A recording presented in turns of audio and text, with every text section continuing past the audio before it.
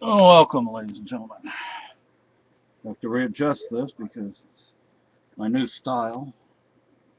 Anyway, so I want to show you my new and improved, not new, but all new to us. I improved the kit. Okay, this is our bug out medical kit.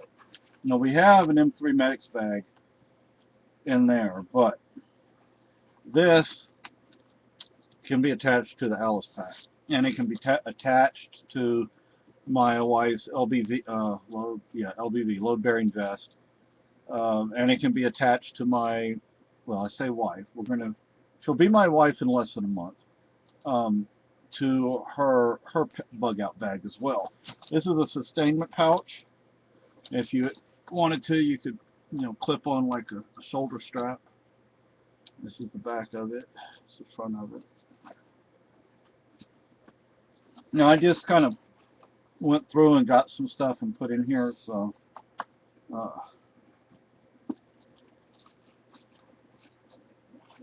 There are some masks. One gauze bandage, which I will eventually put elsewhere. One ace bandage, which will also eventually go elsewhere. A mask, if you have to help somebody breathe. Some bandages.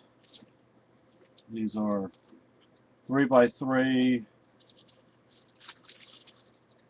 and this is a 4x3. And 4x4 12-ply gauze sponges.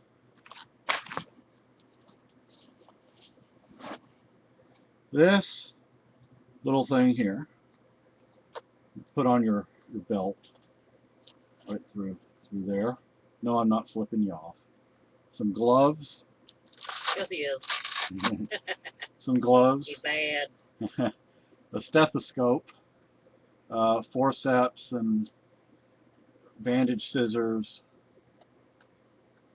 See if I can get that back in there, because there's a pair of shears, EMT shears right here. Right here, EMT shears. Forceps right here. I need to get another forcep, whatever. Oh, I forgot the name of it. Tweezers, sorry. Tweezers. No. For this right here is for, it's to put the arm so you can see the blood vessel. And a tourniquet, and you could also use it to hopefully stop some bleeding or slow it down. This goes with the stethoscope, this little kit.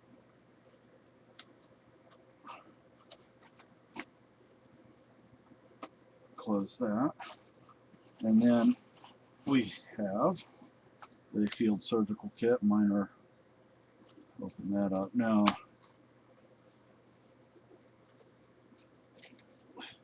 This is with a little pin light. This.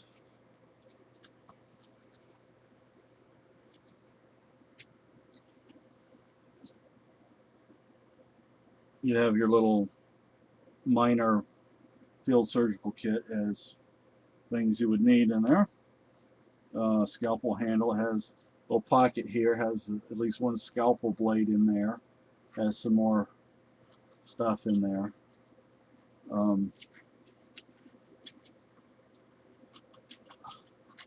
It's getting caught up on something. And now, of course, this isn't sterile. In the field, frankly, if you had to do something, even if this stuff was sterile, it wouldn't be by the time you started using it. It wouldn't be sterile for long. No, it wouldn't be sterile for long at all. So, if you're lucky enough, you can get into a situation where you can sterilize this stuff and use it in a sterilized environment.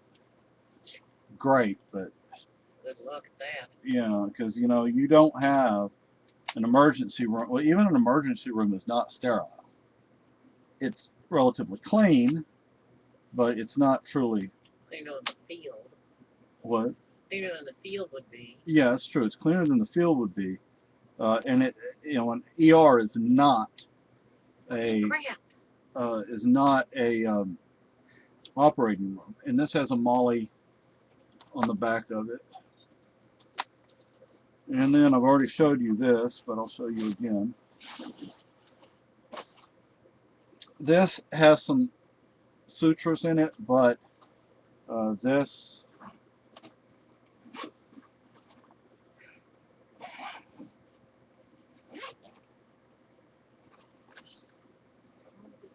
Thing.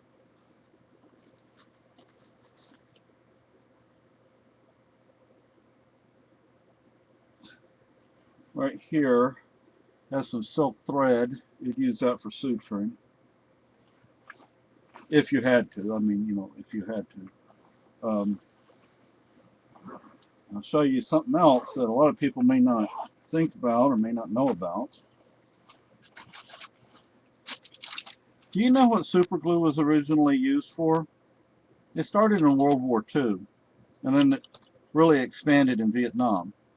This stuff was originally made to close wounds, to seal wounds. Really? Yeah, that's why we keep this in our medical kit. You never know. You may have to wind up using it, folks. Hopefully you never have to use any of this stuff. But better safe than sorry.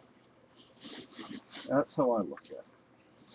Let me see if I can put this in the other way. Won't go in the other way. Oh, maybe it will. Maybe it will. That'll give me more room. Great. Okay. See how I'm putting it in now? This way instead of the... And you have to work at it a little more to get it in, but it'll go in, just, you know, goes in. And that gives you more room.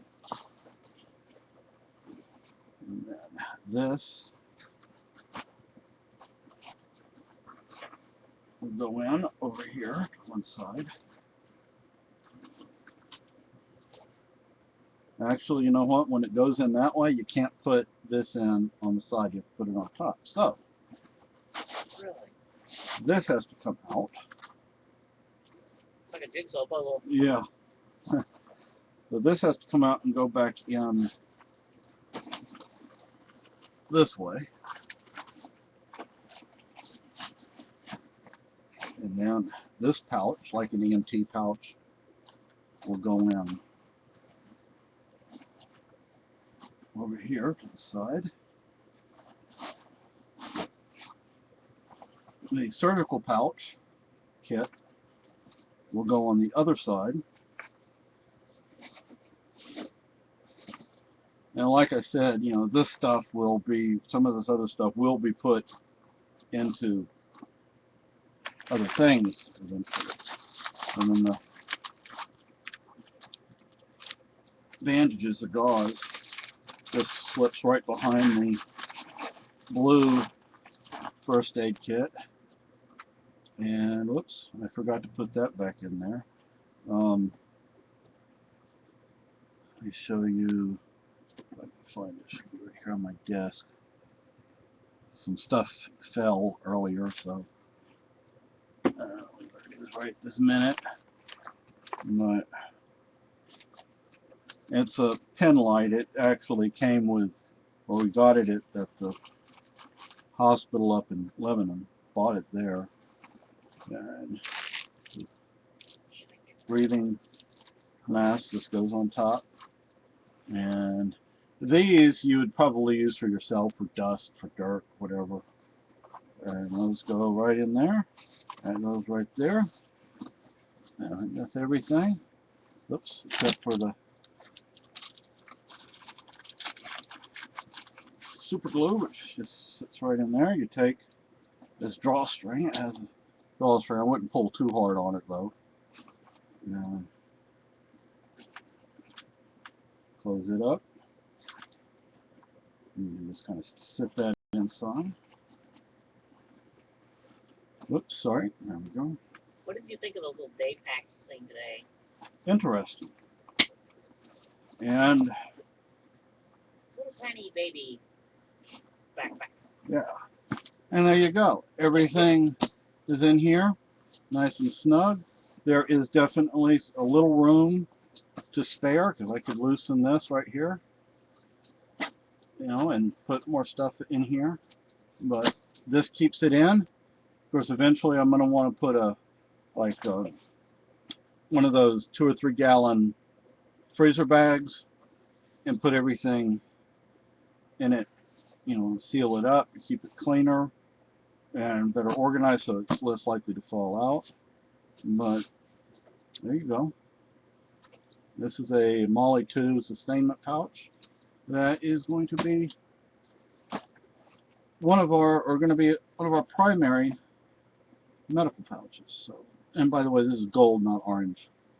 Thank you. Have a good day.